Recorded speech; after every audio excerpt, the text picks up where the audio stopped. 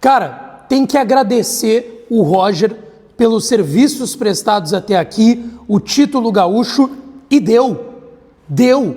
O trabalho do técnico Roger Machado à frente do Internacional acabou, ruiu, não tem mais o que ser feito. O Inter, mais uma vez, é derrotado. Depois de 2 eliminações, uma vergonhosa contra o Fluminense, outra entendível, mas com uma postura patética nos 2 jogos contra o Flamengo, o Inter perde mais uma, agora lá em Belo Horizonte por 2-1 no Campeonato Brasileiro. Nesse vídeo, a gente fala sobre essa atuação, entre aspas, do Internacional lá no Mineirão e o porquê o técnico Roger Machado tem que sair do Internacional neste momento. Tudo isso depois da vinheta.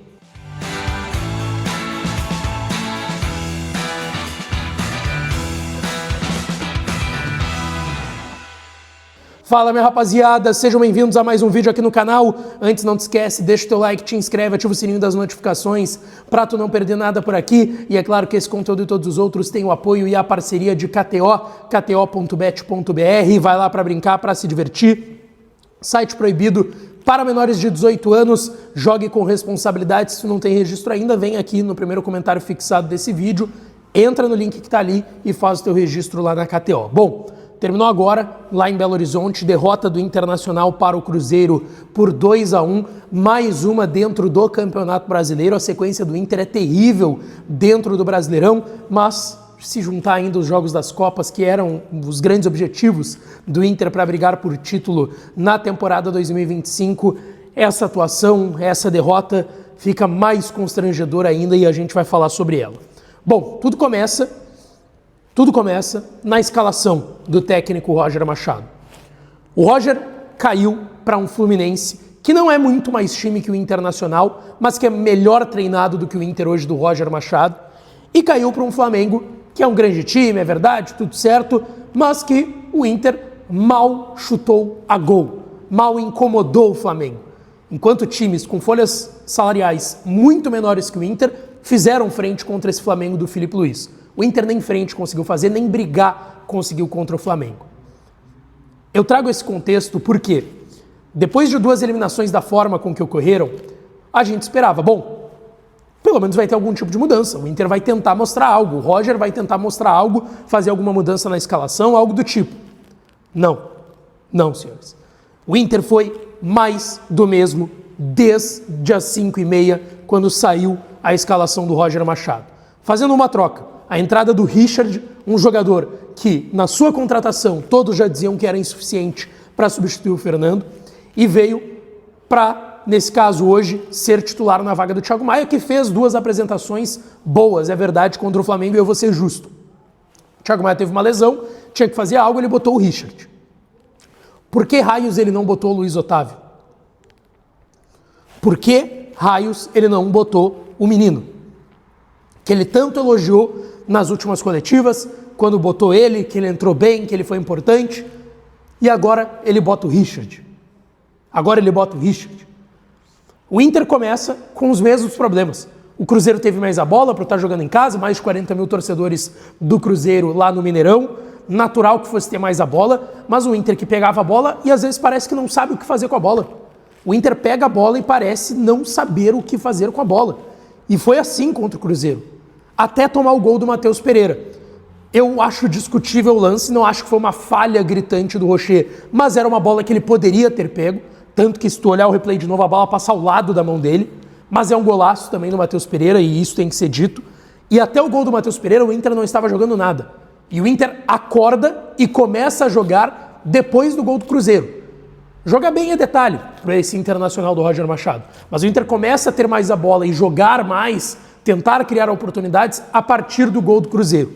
O Inter num desajuste do meio de campo com a defesa, naquele quase último terço ali, antes da linha de marcação do Cruzeiro, o Bernabé acha um passe para o Bruno Tabata, que limpa e faz um bonito gol, mas era a morte anunciada, né, gente? Vendo o jogo, tu sabia que a qualquer momento, jogando em casa, com apoio de mais de 40 mil torcedores, brigando por quem sabe liderança do Campeonato Brasileiro, em algum momento sairia o gol do Cruzeiro. Era natural pensar isso. Era até óbvio, por assim dizer, que o Cruzeiro em algum momento encontraria o seu gol. Eu até não imaginava que seria lá no segundo tempo. E foi. O segundo tempo do Inter, não vou dizer que foi pior do que o Inter antes do gol do Cruzeiro do Matheus Pereira, mas o Inter ainda seguiu sem jogar futebol. Ainda ficou sem jogar futebol no segundo tempo.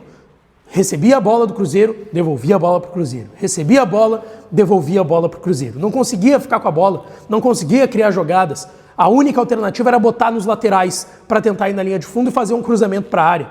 E aí a gente tem que citar, apesar da assistência para o Tabata, um péssimo jogo do Bernabei, um péssimo jogo do Juninho, um péssimo jogo do Vitão, um péssimo jogo do Brian Aguirre, um péssimo jogo do Richard, um péssimo jogo do Alan Rodrigues. Hoje o Alan Rodrigues foi mal, é bom jogador, mas hoje foi mal.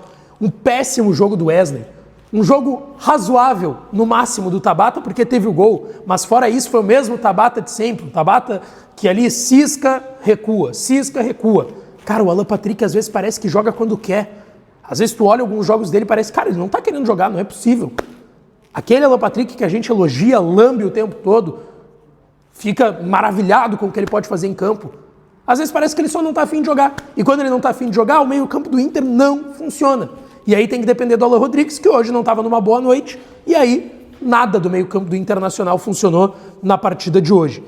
E aí eu vou para o atacante, o Ricardo Matias. Cara, ele é diferente do Borré e do Valência nesse sentido. Ele é um cara que ele tem que receber a bola mais do que o Borré e o Valência, porque ele não é o cara que vai sair da área para receber, vai tentar articular uma jogada, no máximo ele vai fazer isso num contra-ataque. Então assim, o menino é o menor dos culpados hoje, tá? Claro, foi inoperante assim como todo ataque do Internacional, mas é o menor dos culpados dessa derrota contra o Cruzeiro.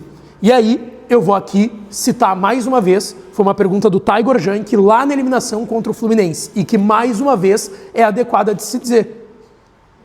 Uma coisa é quando 1, 2 ou 3 jogadores no máximo não estão numa boa fase individual. Agora, quando é o time todo, é responsabilidade sim do treinador, porque significa que a engrenagem não está dando certo. E a engrenagem do Internacional do Roger hoje, ela não dá certo.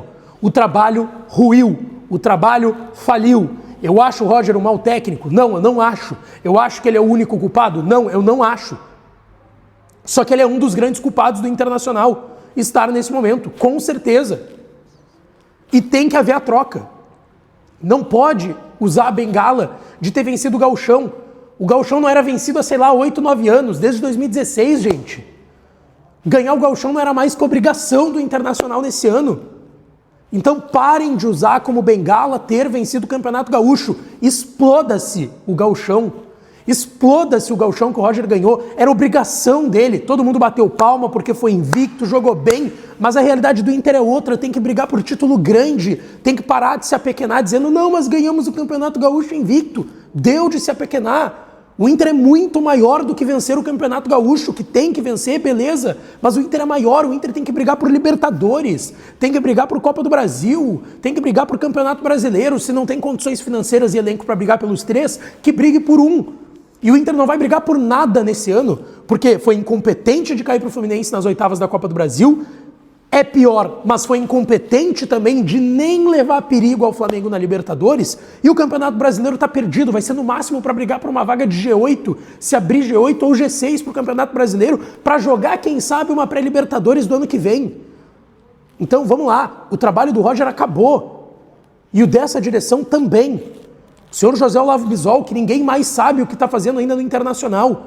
O D'Alessandro, que é ídolo do clube, ninguém contesta a idolatria do D'Alessandro. Mas o que o D'Alessandro está fazendo nos últimos meses? Do André Mazzucco, que ao lado do D'Alessandro montou uma janela terrível. A maioria dos jogadores foram embora.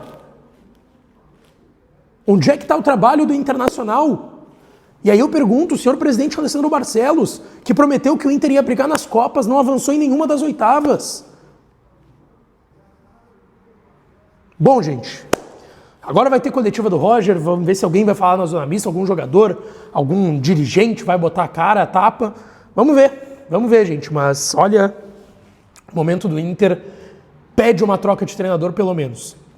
E não só de treinador, de dirigentes também. Porque passa por muita gente esse momento ruim do Inter na temporada. Deixa teu like, te inscreve, ativa o sininho, que eu volto daqui a pouco com o vestiário do Inter, tá? Beijo e até.